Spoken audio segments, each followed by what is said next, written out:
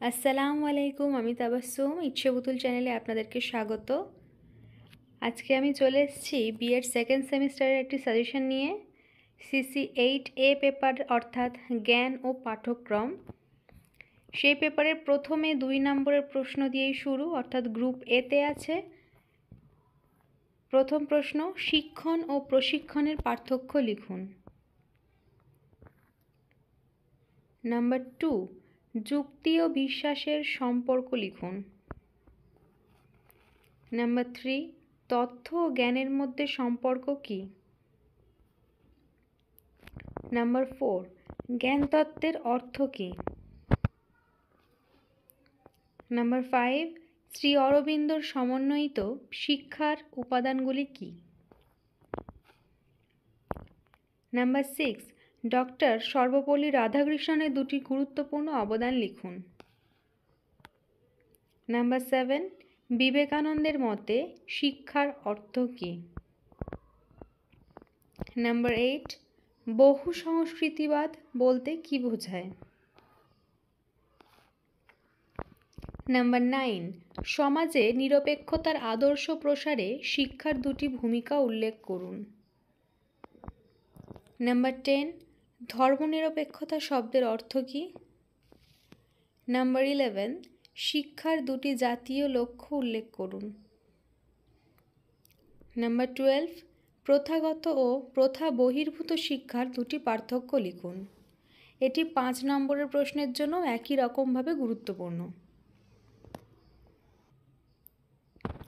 Number 13, অপ্রথাগত শিক্ষা ও প্রথা বহির্ভূত শিক্ষার পার্থক্য লিখুন।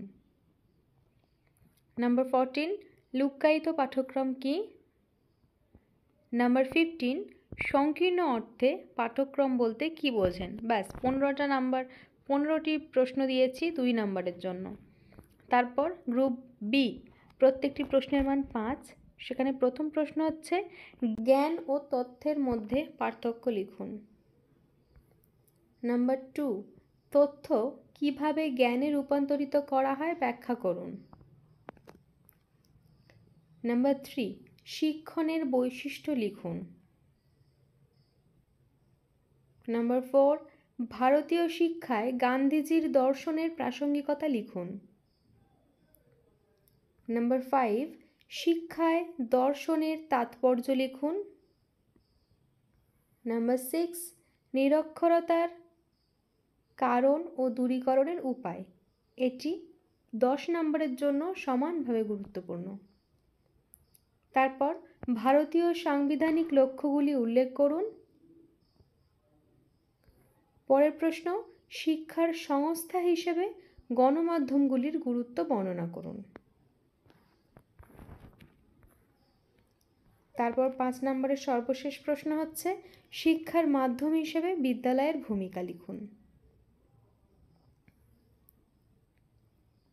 তারপর গ্রুপ সি, রচনাধর্মী প্রশ্নোত্তর, যার প্রত্যেকটি প্রশ্নের মান 10। সেখানে প্রথম প্রশ্ন হচ্ছে, পাঠ্যক্রম বলতে কী বোঝায়? ভারতবর্ষে জাতীয় পাঠ্যক্রম রূপরেখা 2005 আলোচনা করুন।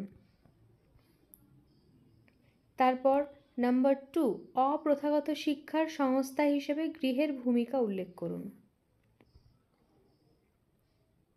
কারণ 5-এ একটি আছে বিদ্যালয়ের, এখানে আছে গৃহের। তারপর নাম্বার 3, দারিদ্রতা দূরীকরণে ভারত সরকারের পক্ষ থেকে গৃহীত পদক্ষেপগুলি কী কী? নাম্বার 4, লিঙ্গ বৈষম্য সম্পর্কে একটি টিকা লিখুন। এখানে টাইপিং মিস্টেক হয়েছে, একটু লেখা হয়ে গেছে। নাম্বার 5, ভারতীয় শিক্ষায় রবীন্দ্রনাথ ঠাকুরের শিক্ষা দর্শনের প্রাসঙ্গিকতা বিবৃত করুন। নাম্বার 6, নারী শিক্ষা বিষয়ক বিবেকানন্দের মতামত ব্যক্ত করুন। এটা আপনারা যদি 10-এর জন্য পড়ে রাখেন, 5-এর জন্য একই রকমভাবে ফল পাবেন। যদি 5-এ এটা দেওয়া হয়, একই রকমভাবে আপনারা লিখতে পারবেন। একটু ছোট করে দেবেন বিষয়টা, শব্দ সংখ্যা কমিয়ে দেবেন।